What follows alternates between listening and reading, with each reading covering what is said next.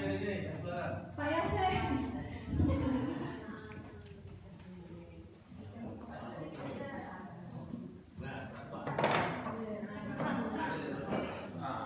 Nanti sebelum masuk ke materi P5-nya, saya akan sedikit sharing meluruskan tentang budaya positif di sekolah. Karena kemarin saya dengar dari teman-teman banyak sekali kesalahpahaman ya dengan keyakinan kelas itu apa. Lah itu nanti untuk kurikulum merdeka di budaya positifnya kita yang awal pertama kali harus dilakukan ya oleh Bapak Ibu wali kelas pertama di kelas 7 dan 8 nanti adalah membuat keyakinan kelas.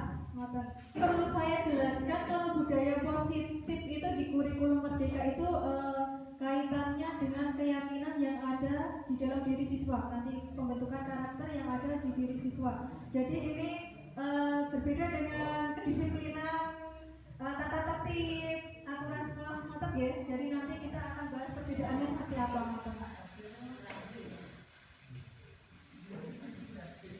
Berdiri ya. Nah. Jadi paradigmanya itu sebenarnya prinsipnya kita harus menggunakan prinsip berdiferensiasi. Artinya di kurikulum merdeka kita berpusat pada pembelajaran yang berpihak pada siswa. Jadi siswa yang lebih aktif, ya. Kalau di kelas 7 ada banyak media sarana prasarana seperti OHP, LCD dan sebagainya, itu silakan Bapak Ibu pergunakan seoptimal mungkin karena di kurikulum merdeka kita lebih menekankan pada konten atau proyek dan semuanya itu siswa yang aktif. Ngoten nggih. Jadi karena di kurikulum merdeka itu pendidikannya itu disesuaikan dengan kodrat alam dan kodrat zaman. Jadi kalau perkembangan IT semakin maju ya silakan Bapak Ibu berinovasi menggunakan berbagai media pembelajaran. Jadi tidak terpatok dengan buku paket, LKS, ngoten. Kalau di kurikulum merdeka. Nah, ini yang kemarin dimensi karakter yang ingin kita raih, kita tuju di kurikulum merdeka yaitu profil pelajar Pancasilanya ada 6 ya. Nanti ini juga ada kaitannya dengan P5. Jadi ada beriman bertakwa, berbinaan global, bergotong royong, kreatif, bernalar kritis dan mandiri. Nah itu kenapa harus pembelajarannya berdiferensiasi dan berpusat pada siswa, berpihak pada siswa. Dan kita akan mencapai tujuan yang sama sesuai dengan profil pelajar Pancasila yang seperti ini, yang 6 dimensi ini. Dan nanti untuk P5 juga ini yang kita tuju. Ngoten nggih? Nah, di sini disiplin itu kita kaitkan dengan dimaknai dengan sesuatu yang dilakukan seseorang pada orang lain untuk mendapatkan kepatuhan. Tapi kepatuhan di sini yang kita ajarkan kepada siswa adalah keyakinan dari dalam diri siswa itu sendiri. Nanti kita untuk Bapak Ibu wali kelas silakan monggo nanti untuk di awal tahun ajaran baru karena MPLS-nya sudah selesai ya. Nanti kemungkinan kalau besok atau nanti di awal P5 silakan Bapak Ibu guru wali kelas membuat keyakinan kelas. Nah, nanti keyakinan kelas itu seperti apa sih Bu? Dan nanti akan saya jelaskan bagaimana langkah-langkahnya membuat keyakinan kelas yang baik dan benar. Seperti itu ya. Nah, di sini budaya positif yang kita lakukan adalah bukan hukuman Ibu. Kalau kemarin di guru penggerak yang kemarin kan memang kita nggak boleh menghukum siswa, Nah, kenapa kita nggak boleh menghukum siswa? Karena kalau hukuman terus penghargaan itu sebenarnya motivasi siswa untuk patuh, untuk tunduk pada aturan sekolah itu berdasarkan dari ekstrinsiknya, dari faktor luarnya, bukan dari dalam diri siswa itu sendiri. Padahal di kurikulum merdeka itu yang diharapkan harus dari dalam diri siswa itu. Jadi kalau hukuman kan, aku berangkat pagi nggak terlambat biar aku nggak dijatuhi hukuman.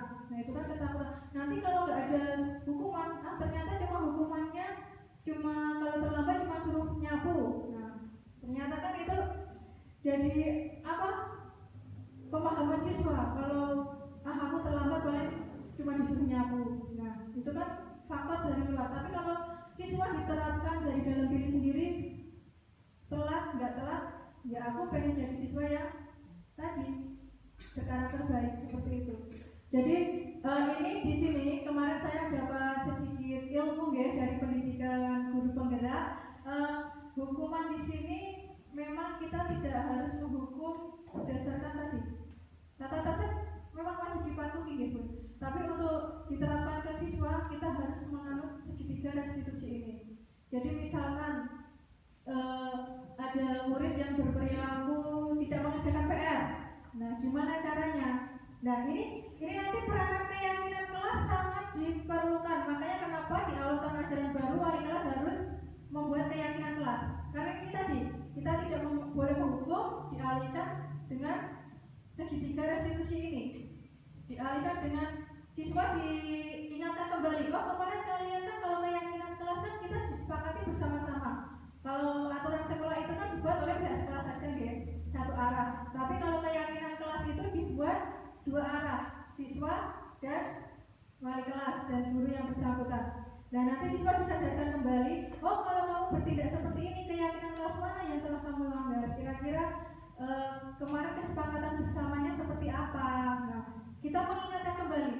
Jadi kalau siswa diingatkan terus kan nanti akan tertanam pada dirinya, oh iya kemarin aku sudah sepakat dengan teman-teman di kelas dan bu guru kalau saya harus taat mengerjakan PR dengan baik. Misalkan nanti keyakinan kelas ketika guru mengajar harus menghormati, nah seperti itu.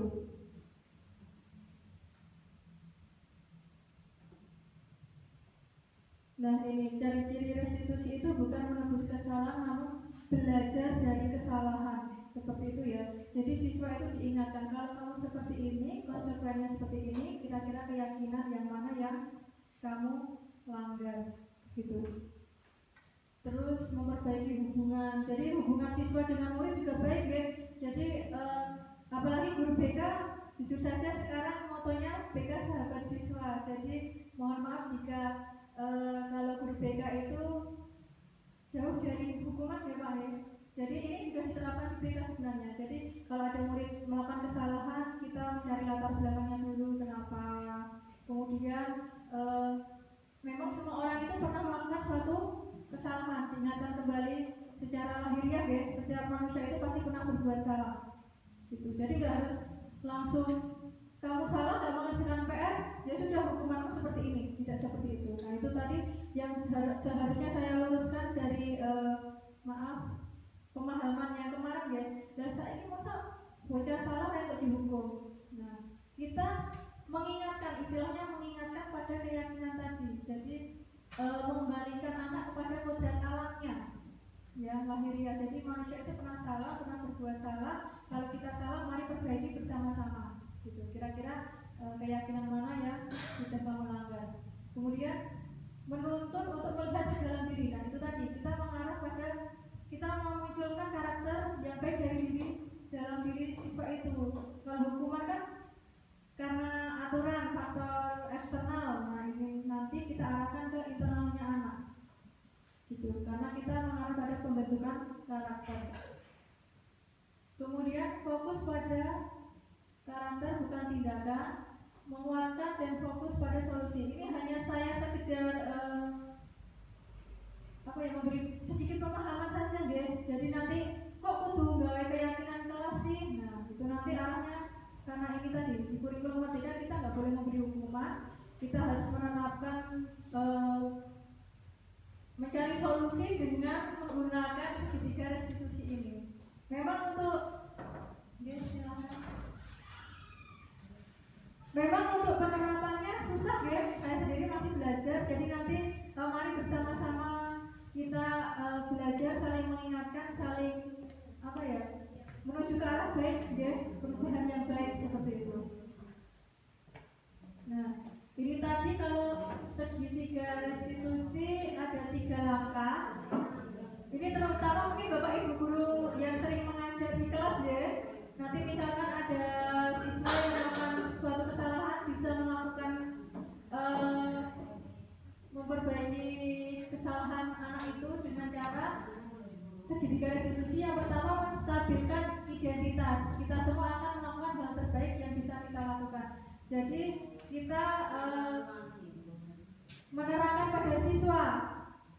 Seperti tadi, kalau kita semua manusia pernah melakukan kesalahan, kemudian validasi tindakan yang salah. Di sini peran dari keyakinan kelas itu sendiri. Nanti monggo Bapak Ibu guru wali kelas nanti benar-benar membuat kesepakatan atau keyakinan kelas ya. Jadi tidak hanya untuk keyakinan kelas itu cuma buat formalitas, jangan seperti itu. Karena ini nanti berkelanjutan Bapak Ibu untuk kurikulum merdeka ini, apalagi untuk P5. Nah, kemudian menanyakan keyakinan kita semua memiliki motivasi internal seperti itu. Kalau untuk contoh prakteknya di YouTube saya ada kemarin karena liburan sekolah ya, saya melakukan praktek dengan anak saya bagaimana itu menyelesaikan mencari solusi dengan segitiga restitusi ini. Jadi silakan nanti jenengan bisa buka YouTube saya, di situ ada ya sebelum yang kemarin itu ada satu video yang mempraktekkan segitiga restitusi gitu. Walaupun masih belum sempurna ya, masih belajar. Nah ini misalkan ada satu contoh mahasiswa terlambat datang ke sekolah. Nah kalau dihukumkan biasanya guru menghukum dengan bernyanyi 10 lagu nasional, itu namanya suatu hukuman ya. Berbeda dengan kalau konsekuensi biasanya guru memberikan konsekuensi untuk siswa yang terlambat, tidak ada pengulangan penjelasan materi dan dia otomatis tertinggal. Berarti begini, ada satu guru yang jika ada siswa terlambat itu, kamu sudah terlambat kamu saya beri hukuman menyanyi 10 lagu nasional, itu namanya hukuman. Tapi kalau konsekuensi biasanya kamu sudah terlambat, ya sudah, kamu tertinggal materi yang sudah saya terangkan 10 menit di depan tadi, itu namanya konsekuensi. Tapi kalau restitusi, nah ini menanyakan dulu pada siswanya, kenapa kamu terlambat, seperti itu. Kemudian guru terbuka menanyakan kembali, oh ya, yang pernah terlambat itu tidak hanya cuma kamu, tapi untuk kedepannya mari kita cari solusi bersama-sama. Nah di kelas kan ada keyakinan kelas, kira-kira keyakinan mana yang sudah kamu langgar dan apa kamu kedepannya mau memperbaikinya. Jadi istilahnya kita diajak untuk lebih bijaksana, ngoten ya Bapak Ibu, di kurikulum merdeka ini. Nah ini ada 5 posisi guru di kelas. Kira-kira Bapak Ibu guru berada di posisi yang mana? 1. Yang 1 menghukum ya Pak Tri? Yeah. Ada 5 posisi kontrol. Nah kira-kira nih di kurikulum merdeka ini mana posisi yang harus kita terapkan ke diri kita? Ada posisi penghukum, posisi pembuat orang merasa bersalah, ada posisi guru sebagai teman, ada yang monitor atau pemantau, ada yang manajer. Kira-kira kita seharusnya di posisi mana? Teman. Oke, kalau di posisi teman, kira-kira positifnya apa, negatifnya apa?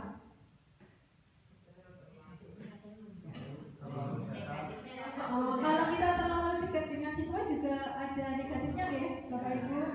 Tidak ada batasan antara guru dan siswa. Jadi guru pun juga siswa yang merasa tergantung pada gurunya gitu, nggak bisa mandiri. Nah kalau pemantau itu di sekolah itu sudah ada aturan, kalau kamu berbuat salah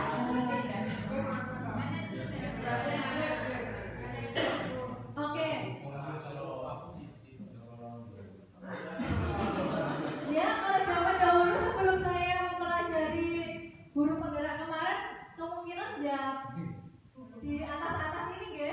Tapi sebenarnya di kurikulum merdeka yang posisi kontrol yang harusnya kita terapkan adalah di posisi 5, manajer itu tadi, karena kita nggak boleh menghukum siswa. Di awal sudah dijelaskan tidak ada hukuman, semuanya harus menggunakan kalau bisa menggunakan tadi pola segitiga restitusi tadi dengan satu panduan keyakinan kelas, mengingatkan kembali ke diri siswa sehingga siswa dari dalam dirinya muncul sendiri, terbentuk sendiri karakter sesuai profil tadi. Jadi tidak ada embel-embel itu karena aturan, itu karena takut dihukum. Nah, jadi itu semua harus dihapus gitu. Jadi kalau di manajer kita harus menunjukkan tanggung jawab guru ya, sebagai mentor, kemudian sebagai penuntun. Karena di kurikulum Merdeka sesuai filosofi KHD itu kita sebagai guru wajib menuntun siswa sesuai kodratnya. Orang itu kalau menuntun kan kadang kita gandeng anak, kadang pelan-pelan, anak lari, jatuh, kita berdirikan lagi, dituntun pelan-pelan lagi, sampai bisa berjalan dengan baik. Istilahnya kan seperti itu. Jadi kalau Pak Tri tadi masih penghukum, ya nanti kita pelan-pelan dipakai arahnya ke manajer gitu. Oke. Gimana Pak? Kaitannya dengan kurikulum Merdeka itu kita hanya diminta bukan yang terbaik. Jadi ya diminta melaksanakan hal seperti itu dan kita belum tahu hasilnya. Karena secara faktual saja itu pemerintah juga tidak konsekuen. Artinya demikian. Untuk guru-guru yang misalnya di SMP nggak usah, di SMP normal dan sebagainya itu menerapkan kurikulum Merdeka yang tidak istilahnya SOP anak jangan dihukum. Tetapi di sekolah lain yang notabene itu di bawah pemerintahan itu malah tentang peraturan itu. Sebagai contoh lah, sekolah kedinasan itu kan jelas itu tetap menggunakan peraturan. Terus kaitannya dengan yang dikemukakan oleh Gubernur tadi, kaitannya dengan keyakinan kelas kalau dulu itu kesepakatan nih. Saya Pak itu keyakinan kesepakatan sama. Nah itu artinya kan kesepakatan dan keyakinan itu kan nantinya juga akan menjadi suatu peraturan yang kita sepakati bersama. Nah untuk menegakkan peraturan itu sendiri kadang-kadang ya bagaimana? Karena kalau kita dalam mengajar itu mau kembalikan ke itu dalam satu hari itu mungkin siswa yang melanggar kesepakatan itu lebih dari 25. Ada satu orang yang melanggar itu hanya satu kali.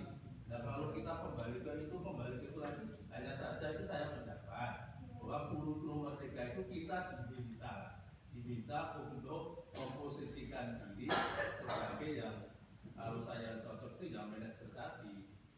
Kalau saya loh kan hanya diminta itu bukan itu hanya pola pikir saya seperti itu. Dan saya juga mendukung kurikulum Merdeka itu. Sebenarnya yang kurikulum Merdeka. Terima kasih Pak. Ya itu memang itu yang polemik sering terjadi ya Pak, sering ditanyakan. Kemarin pun di pendidikan guru penggerak juga ditanyakan seperti itu. Memang pada dasarnya untuk teori itu mudah Pak. Teori itu mudah. Membuat keyakinan pasti nanti kalau muridnya enak diajak sudah benar kritis, enak diajak untuk sharing berpendapat mungkin berjalan mulus ya Pak. Tapi kayak gitu tadi kembali lagi kalau misalkan satu kelas pun satu hari ada yang 20 anak melanggar, nah itu memang PR kita bersama seperti itu. Tapi memang di kurikulum Merdeka diharapkan ngotot Bapak ya seperti itu, ya sesuai filosofi KHD yang seharusnya nonton itu tadi Bapak ngotot ya. Ada lagi yang mungkin mau menambahkan? Kita lanjut dulu ya. Oke. Nah, ini tadi kalau penghukum patuhi aturan sekolah lalu berlari keliling lapangan. Nah, itu kan memberatkan anak. Kalau hukuman itu biasanya menimbulkan traumatis tersendiri pada anak. Ya, kan Bapak Ibu sendiri juga pernah mengalami ya, waktu dulu sekolah pernah dihukum guru pasti sampai sekarang masih ingat. Nah, itu kenapa hukuman itu kalau bisa jangan diberikan pada anak karena itu tadi sifatnya traumatis berkepanjangan, efeknya jangka panjang seperti itu. Kemudian membuat rasa bersalah.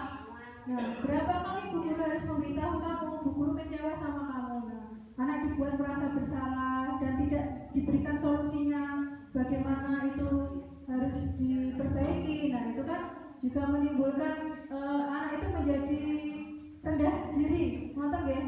Kalau setiap salah kamu itu salah, kamu sudah membuat kecewa bapak ibu guru, ngoten. Kemudian teman, nah kita ayolah yang patuh, buat apa buat bu guru bangga, kali ini tidak apa-apa kamu salah. Jadi nadanya seperti nggak ada batasan antara guru sama murid. Nah itu kan juga tidak baik seperti itu. Dan pemantau tadi ya, guru sekolah sudah ada aturannya, kita sebagai guru ya memantau siswa. Kalau salah ya di aturan kamu salah seperti ini, ada hukuman seperti ini ya kita tinggal memantau. Nah, yang paling bagus kan kita di manajer. Nah, apakah kamu tahu kesalahanmu, kira-kira bagaimana kamu memperbaiki kesalahannya. Jadi anak dituntut untuk berpikir jika kamu salah seperti ini kira-kira, nah bagaimana kamu cara mengatasi masalahmu itu. Jadi tidak diulangi lagi. Siswa dituntut untuk mencari kesadaran diri gitu dari dalam diri. Ini kalau di kurikulum merdeka ya, gitu. Nah, ini nanti saya arahkan ke budaya positifnya, ke membuat keyakinan kelas itu tadi, karena ada kaitannya dengan nanti kegiatan P5 kita. Besok Sabtu mungkin Bapak Ibu wali kelas bisa nanti untuk kegiatan P5 diawali dengan membuat keyakinan kelas dulu ya, gitu, untuk mendisiplinkan. Nah, kenapa harus keyakinan kelas? Nah, ini tadi Pak, karena di keyakinan kelas kita ada nilai-nilai kebajikannya. Di situ kita juga tidak sembarangan membuat keyakinan kelas. Jadi di dalam pembuatan keyakinan kelas kita juga harus mengarahkan atau memberitahu siswa-siswi kita nilai-nilai kebajikannya, gitu. Kemudian lepas dari latar belakang suku, negara, bahasa maupun agama, keyakinan akan lebih memotivasi seseorang dari dalam dirinya, begitu.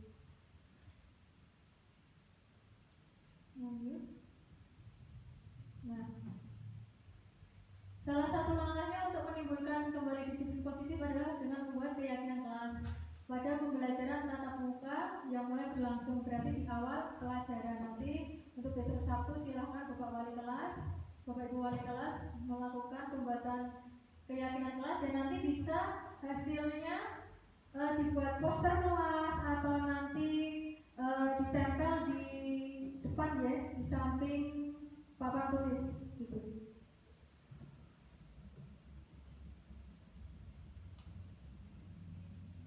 Nah, ini tadi keyakinan atau kesepakatan kelas, manfaatnya ini Pak, tujuannya menciptakan pembelajaran yang berpusat pada murid. Jadi sebenarnya pemerintah itu mengarahkan kita untuk melibatkan murid dalam segala hal di dunia pendidikan, apalagi di lingkungan sekolah. Karena KHB itu tadi pembelajaran berpihak pada murid. Sekarang itu murid dibuat enak ya bukannya enak, lebih aktif, memang harus lebih aktif. Sebenarnya kalau kita bisa menerapkan pun guru lebih enak loh. Berdiferensiasi itu kan siswa yang cari literasi sendiri, siswa yang sebenarnya enak, apalagi sudah ada LCD, media pembelajaran. Nah, kita kan lebih enak, tidak terfokus memberi ceramah materi seperti itu.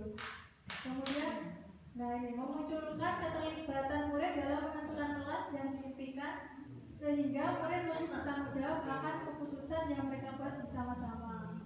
Kemudian menumbuhkan komunikasi efektif antara murid dan guru, gitu.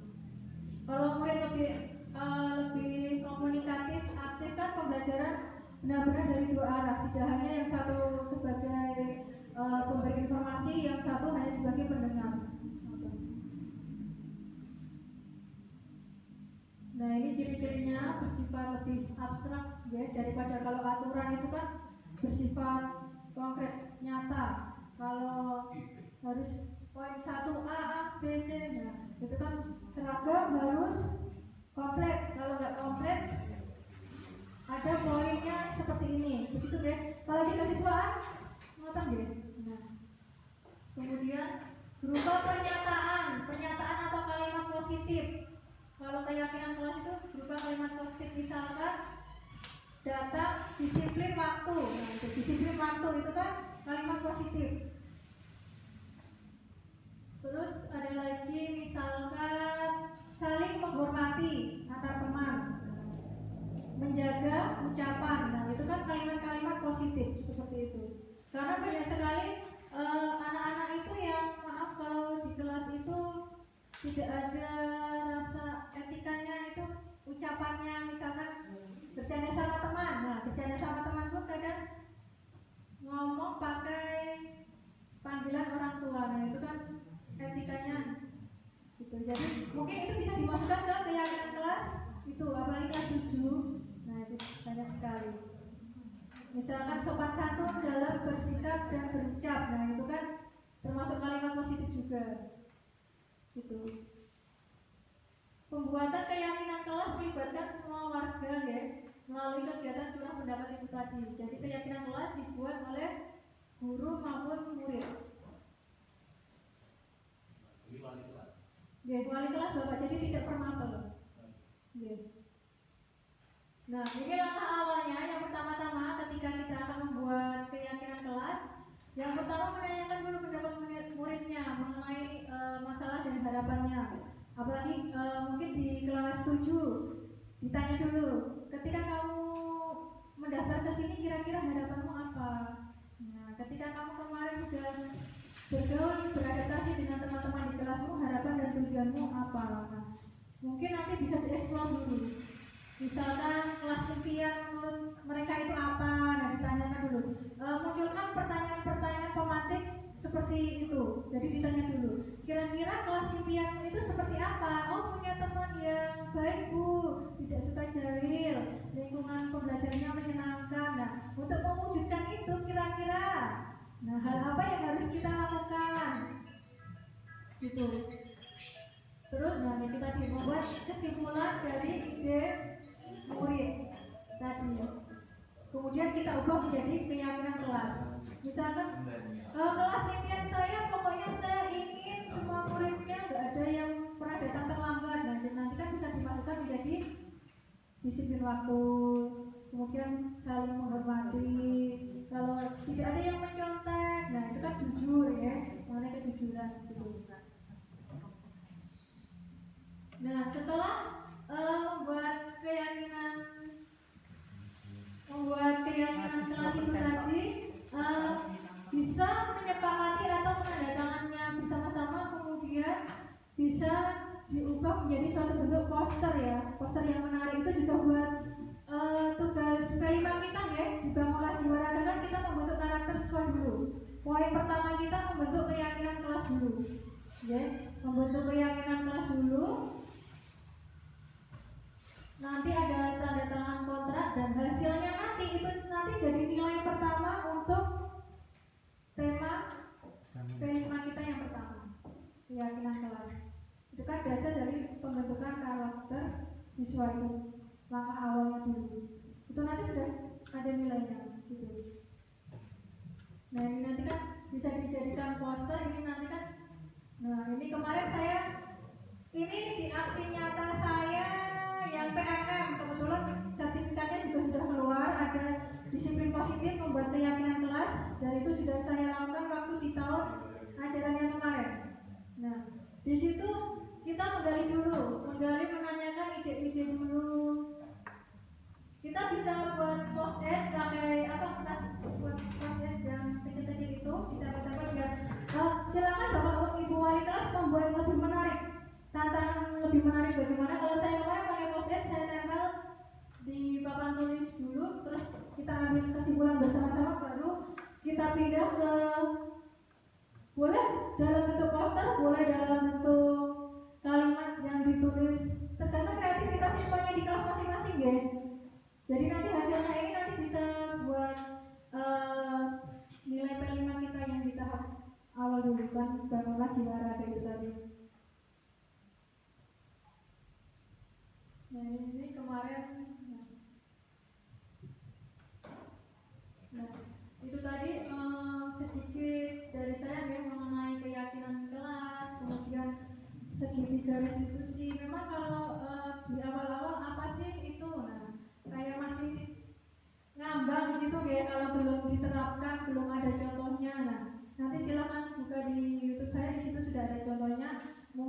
channel-channel yang lain sudah banyak teman-teman saya yang juga membuat praktek segitiga restitusi itu sendiri ya kepada siswa gitu. Oke, mungkin itu tadi tentang budaya positifnya. Nanti kita akan masuk ke yang P5-nya deh, poinnya kita hari ini. Untuk P5-nya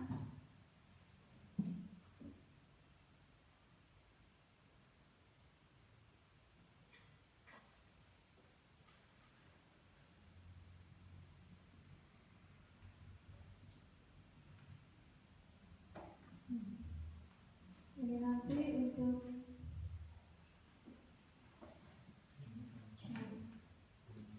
ini tadi untuk P5-nya, tentu tujuan kita yang pertama adalah membentuk pelajar sepanjang hayat ya.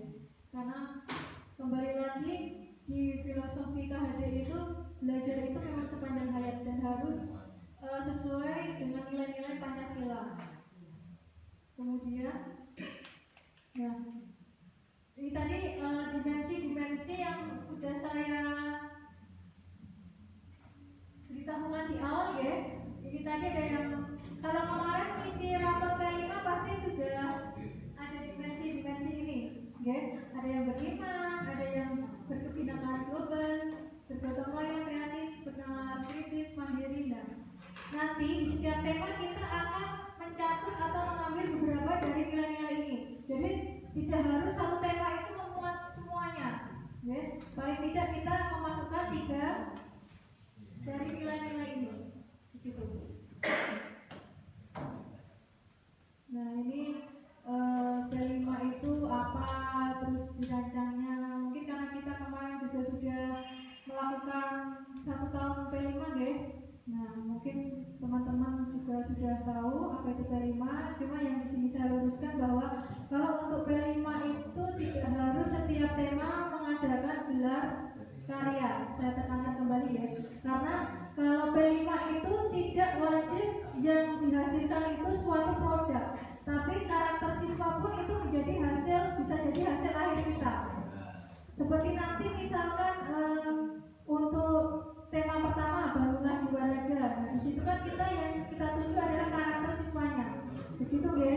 Nanti di bangunlah jiwa raga pun ada berbagai aktivitas. Jadi tidak hanya satu aktivitas, misalkan kalau bangunlah jiwa raga itu hanya olahraga, tidak. Tapi di situ banyak sekali kita masukkan aktivitas-aktivitas. Untuk modulnya nanti akan saya share. Silakan Bapak Ibu pelajari ya. Di situ kira-kira ada 21 aktivitas. Mungkin nanti kira-kira yang bisa kita masukkan menjadi aktivitas di P5 kita yang tema 1 itu yang mana saja. Jadi moga Bapak Ibu kira-kira nanti kalau ada masukan, kritikan, saran, saya menerimanya ya. Jadi ini tidak hanya tanggung jawab saya sendiri ataupun nanti koordinator temanya, tapi ini tanggung jawab kita bersama, seperti itu.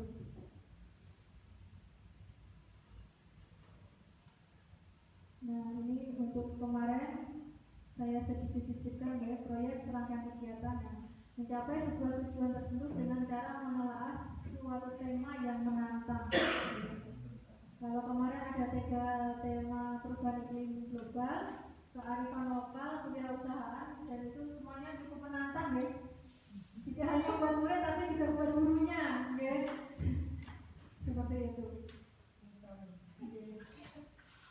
Nah, ini kalau di SMP ada 7 tema.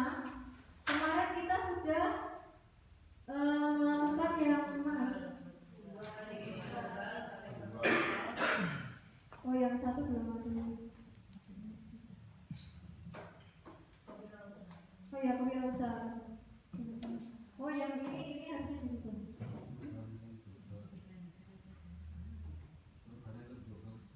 Iya, iya. Oke, nanti kita akan bangunlah jiwa raga, suara demokrasi, Bhinneka Tunggal Ika.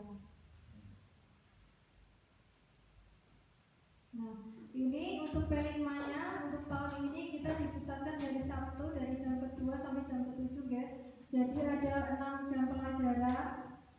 Nanti di tema 3, nah ini saya plot-plotkan, tapi misalnya Bapak Ibu ada mau ditambahkan atau ada revisi, saya bukan dengan lapang hati ya, dengan nanti akan saya perbaiki. Ini cuma rek-rekan dari saya sendiri, seperti itu.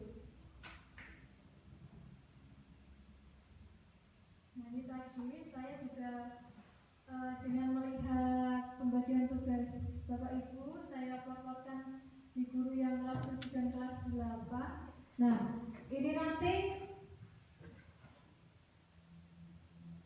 di 3 tema saya memohon bantuannya. Ada koordinatornya, masing-masing tema saya bagi menjadi 2. Jadi ada yang kelas 7, ada yang kelas 8. Jadi supaya tidak menjadi beban satu orang saja, karena ini ada 2 tingkat ya. Jadi saya mohon bantuannya untuk koordinator tema ada 2 orang. Jadi untuk kelas 7 dan kelas 8. Dan itu nanti saya tetap berkecimpung langsung ya Bapak Ibu. Jadi tidak lepas tangan begitu saja. Koordinator tema satunya sudah Pak Dari dan Bu Nani, ya itu saja enggak. Jadi saya juga akan bersama-sama beliau-beliau ini nanti sharing-sharing dan mengembangkan aktivitas apa saja yang harus dilakukan, betul ya? Dan itu tadi saya membaginya juga saya dengan melihat jadwal, plot jadwal yang bisa Bu Dewi tadi ya. Nah, untuk yang tema 1 bangunlah jiwa dan raganya, saya memohon bantuan Pak Dali dan Bu Nani. Untuk yang kelas 7 Pak Dali, kelas 8 Bu Nani, dan mapel temanya PJOK, Pendidikan Agama, IPA, Bahasa Inggris, BK. Ini saya masukkan BK ke setiap tema karena memang di P5 itu BK wajib mengikuti setiap tema sebenarnya, jadi tidak hanya guru mapel. Kalau kemarin ya tahun kemarin BK tidak dimasukkan ya, tapi sebenarnya malah wajib dimasukkan di setiap tema karena P5 itu arahnya ke pembentukan karakter siswa. Tema 2, tema suara demokrasi, koordinatornya Bu Siti Nurani yang kelas 7. Kemudian Bapak Dwi Panglo kelas 8. Mapelnya Bahasa Indonesia, Pendidikan Pancasila, Matematika, dan BK. Kemudian tema Bhinneka Tunggal Ika, koordinatornya Bu Dewi kelas 7, Bu Novita kelas 8. Mapel tema IPS, Seni Budaya, Mata Prakarya, Informatika, Bahasa Jawa, dan BK. Ini untuk modulnya saya sudah punya gambaran modul, sudah ada modul, nanti akan saya perbaiki dulu ya sesuai dengan kondisi sekolah kita. Nanti kalau sudah akan saya share ke teman-teman. Jadi nanti untuk penanggung jawabnya setiap tema tolong nanti dikoreksi, misalkan ada tambahan atau apa bisa langsung direvisi. Begitu ya. Jadi saya tidak mau Pak misalkan Bu Dewi ini tema Bhinneka Tunggal Ika ya yang bikin modul Bu Dewi, enggak seperti itu ya. Jadi kita pikirkan bersama-sama. Ya, jadi saya punya modul, istilahnya bukan modul masternya, nanti misalkan mau dikembangkan, misalkan Bu Dewi, Bu Novita mau mengembangkan, boleh, silakan, gitu. Ya, karena ini kebetulan untuk ketiga tema ini modulnya sudah ada. Nanti akan saya share ya kalau sudah selesai, saya sesuaikan dengan kondisi sekolah kita. Jadi kalau kemarin kan kalau bukan yang ini ya teman-teman yang lain nggak mudah modulnya gitu kan. Nah kalau yang sekarang semuanya harus tahu, semuanya harus terlibat seperti itu. Nah nanti untuk plot tugasnya apa? Nah ini untuk perencana proyek saya sendiri ya penanggung jawabnya ini untuk ketiga proyek itu. Kemudian saya dibantu fasilitatornya, koordinator per tema, ya. Nanti fasilitatornya misalkan aktivitasnya apa, LKPD yang harus digunakan apa, itu nanti saya mohon bantuannya untuk koordinator per temanya yang penanggung jawab. Tapi pelaksanaannya tetap nanti waktu prakteknya semua guru kelas 7 dan 8. Gitu ya. Kemudian untuk pendampingnya wali kelas dan guru mapel per tema. Itu nanti wali kelas memantau tiap kelasnya masing-masing. Tapi misalkan waktu kegiatan di hari Sabtunya ada kepentingan, ya nanti semua guru ini tadi kembali lagi ke ini tadi, semuanya harus berperan aktif. Jadi tidak ada kelas yang kosong dan hanya mewajibkan ke wali kelasnya saja. Karena wali kelas pun kan kadang ada kepentingan ya, nggak bisa sama tiap Sabtu harus standby untuk nungguin. Nah itu nanti mohon Bapak Ibu guru misalkan pas hari Sabtu kelas ada guru kelas 7-8 yang tidak mengaku, nggak harusnya tidak mengaku ya mengajarnya kelas 7-8 dan di Sabtu itu cuma ada HP 5. Nah itu nanti yang kosong seperti itu. Tapi sebenarnya untuk P5 itu enaknya itu untuk kelas besar, cuman di sekolah kita kan terkendala dengan ruangan gitu. Sebenarnya kalau P5 kan enak kelas besar dan satu persepsi, semua siswanya satu persepsi, cuman kan itu tadi kendalanya ruangan. Tapi nanti mungkin bisa kita pikirkan bersama-sama, kita siasati mungkin kelas 7 dulu yang di ruang keterampilan, kita kasih pemahaman materi, nanti yang kelas 8 kita isi kegiatan apa dulu, itu mungkin bisa ya, nanti kita pikirkan ke depannya gitu. Kemudian untuk supervisor itu mengawasi, mengarahkan peserta didik, memberikan saran dan masukan. Nah ini yang penanggung jawabnya guru mapel bertema, tapi tetap pelaksanaan semua guru gitu ya. Kemudian moderator ini misalkan nanti di kelas besar ada yang mengisi, jadi nanti penanggung jawabnya wali kelas dan guru mapel bertemanya guys. Tapi tetap kalau ada yang berhalangan, ini tadi kembali ke ini tadi guru kelas 7 dan 8 harus berperan aktif. Karena untuk P5 ini tidak hanya tanggung jawab 1-2 orang nih Bapak Ibu, tapi semuanya, apalagi sekarang kelas 7 dan 8, 2 tingkat tanggung jawabnya lebih besar gitu. Jadi nanti mohon untuk semua Bapak Ibu guru berpartisipasi aktif, bantuannya ya, karena saya juga tidak bisa bekerja sendirian ya. Keberhasilan kita itu karena itu tadi kerjasama kita semua. Kalau misalkan nanti ada kritik saran, silakan gitu ya. Jadi nanti ini cuma garis besar tugas kita apa ya, yang bertanggung jawab siapa. Nah ini tadi untuk penilaiannya, karena kemarin kan di rapor kan ada yang satu rapor yang isinya tidak nilai nominal itu ya, itu ada yang belum berkembang, mulai berkembang sesuai harapan, sangat berkembang. Nanti kita akan mengarah, kalau kelas 7 mungkin berkembang sesuai harapan ya. Kalau kelas 8 mungkin karena ya, kemarin udah pernah P5, kita bisa ada poin sangat berkembang gitu.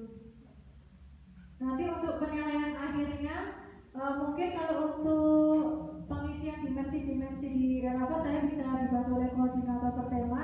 Nanti tetap nilai nominal, nilai nomor yang dimasukkan kan ada kan rapatnya P5 tetap di akhir tahun ajaran ya.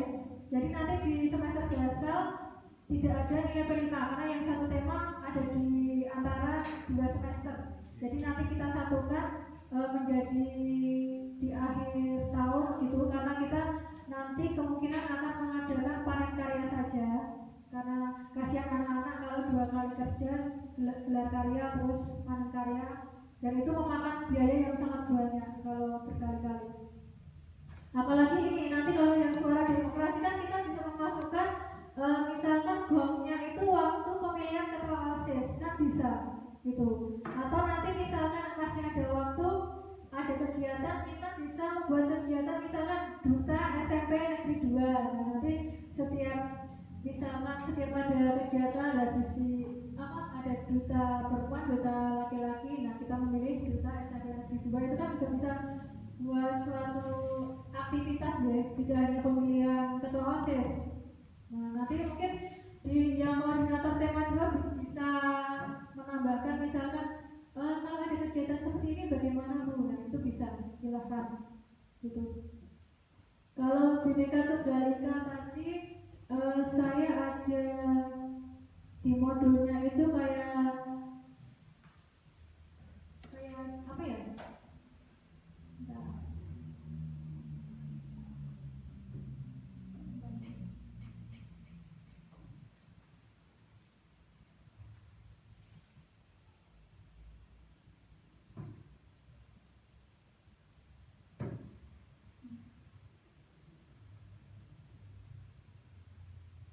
Seperti festival budaya ya.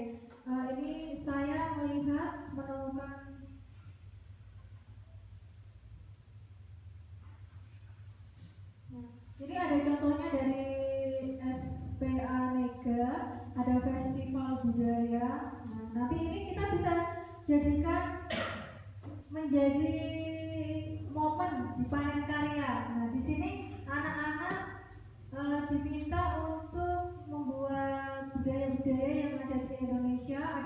tari, ada vokal, lagu, dan mungkin ada ciri-ciri khas daerah yang nanti bisa kita terapkan di tiap stand panen karyanya. Maka dari itu kenapa yang Bhinneka Tunggal Ika saya berikan di tema yang ketiga, karena nanti sangat berkaitan erat dengan panen karyanya, mendukung sekali anak-anak. Jadi kita fokuskan ke kreativitasnya seperti itu. Kalau di awal-awal kan mengulas gimana misalnya kita nanti BK mengisi tentang perundungan, itu kan kesehatan mental anak. Nah itu kan bisa masuk ke situ. Misalkan guru IPA mengisi tentang pola hidup sehat, nah itu kan juga bisa. Jadi kita di awal fokus ke pembentukan karakter siswanya, dan di akhir kita ke kreativitasnya. Itu kalau dari saya, tapi kalau nanti teman-teman di perjalanannya ada masukan, silahkan. Mungkin sampai di sini ada yang mau menanggapi. Mungkin kalau untuk besok Sabtu kita akan mulai dengan sosialisasi dulu perimanya ya ke anak-anak. Tapi itu tadi masalahnya untuk tempatnya. Mungkin nanti kita kan ada 6 JP. Nah mungkin nanti yang 2 JP di awal kita bisa kelas 7 dulu ya. Dan kelas 8-nya monggo nanti untuk wali kelasnya bisa membuat kesepakatan atau keyakinan kelas, bisa diisi itu. Kemudian nanti yang berikutnya kita tukar gitu ya. Atau bagaimana? Monggo Bapak Ibu yang punya ide atau pendapat untuk besok Sabtu kegiatannya seperti apa, silakan. Kalau dari saya itu tadi. Monggo. Untuk koordinatornya mungkin Pak Dali sama Bu Nani. Yang tema satu tadi kan Pak Dali sama Bu Nani. Nanti untuk modulnya saya share ya Bu. Nanti ada aktivitasnya nanti.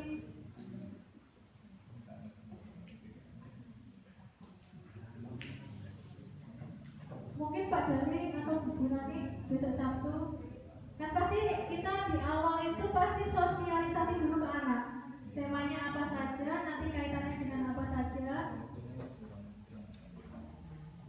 Ini tiap Sabtu kita akan JP 6 jam pelajaran. Karena di jam pertama kita masih pelajaran biasa ya, kelas 7, mapel biasa.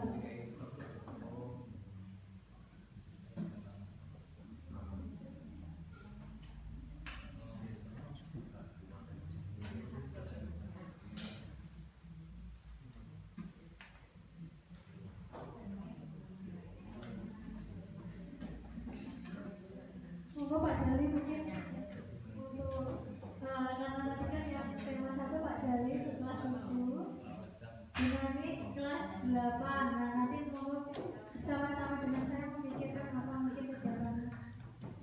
Kalau di nomor itu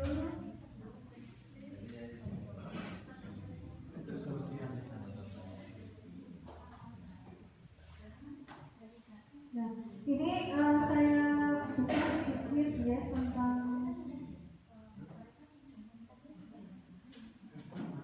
usul lagi. ya, monggo Bapak. Usul ini, itu kan masing-masing tingkat, masing-masing tema kan sudah ada koordinatornya.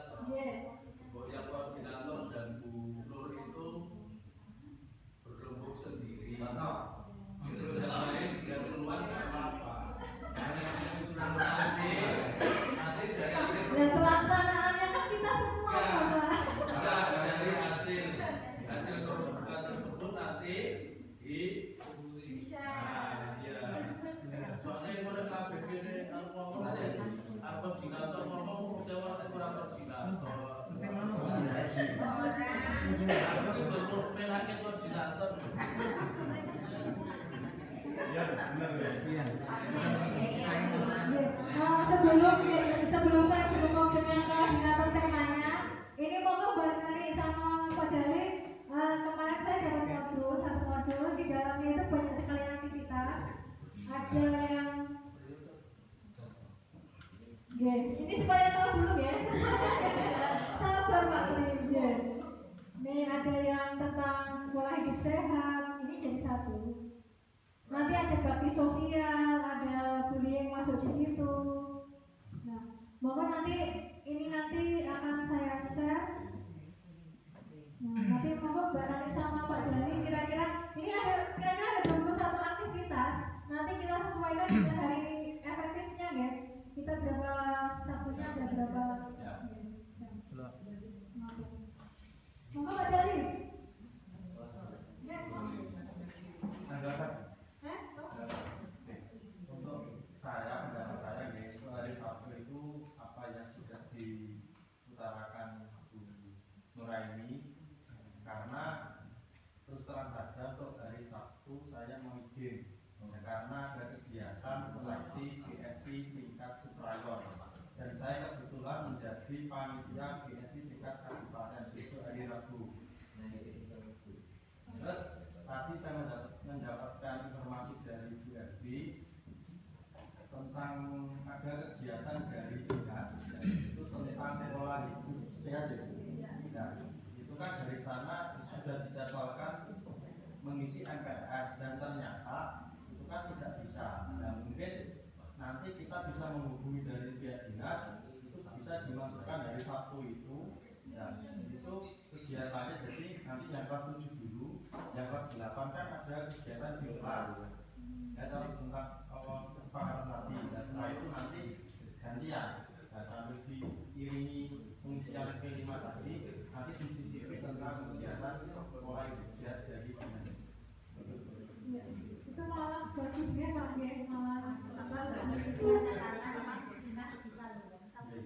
tapi nanti dikonfirmasi lagi nih Pak, jadi kita nggak jadi banyak gitu. Soalnya itu kan sebenarnya kan untuk MPR kemarin. Pak Bro, saya informasi. Ya, makasih untuk yang dari dinas PLKP kita sudah menghubungi dan menunggu dari kita jadwalnya mau diberikan kapan. Sudah mendapat tembusan dari dinas, tinggal dari pihak sekolah yang ingin mengundang menghadirkan narasumber dari PLKP untuk berkomunikasi kembali. Untuk masalah waktunya, nah monggo kesepakatan kapan mau dilakukan. Hari Sabtu biasanya dinas libur lah ini.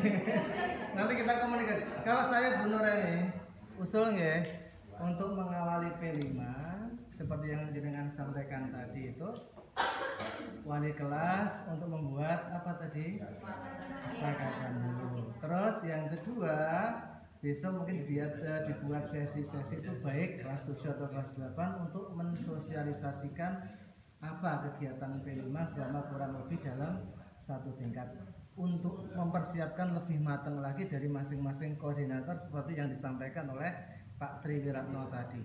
Masing-masing koordinator sekarang misal Pak Dali Bu Nani diminta untuk menyampaikan mungkin wah kaget gitu loh. Biar kumpul terlebih dahulu sehingga nanti kapan ketemu lagi untuk menyampaikan. Mungkin itu dari kami. Terima kasih. Dan mungkin itu saja ya.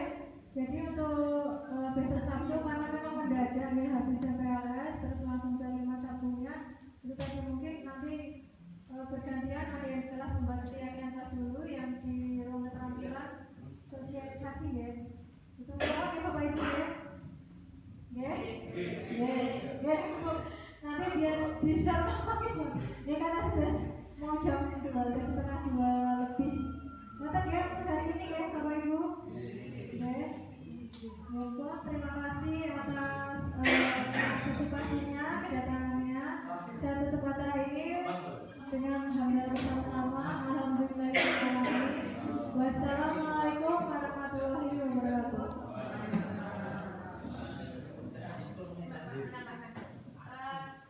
Pendapat sedikit terkait dengan tema-temanya nanti membuat keyakinan kelas ini dari setiap kali nanti sepertinya masih mendokumentasikan proses mengenai itu Itu lebih bagus nanti kan.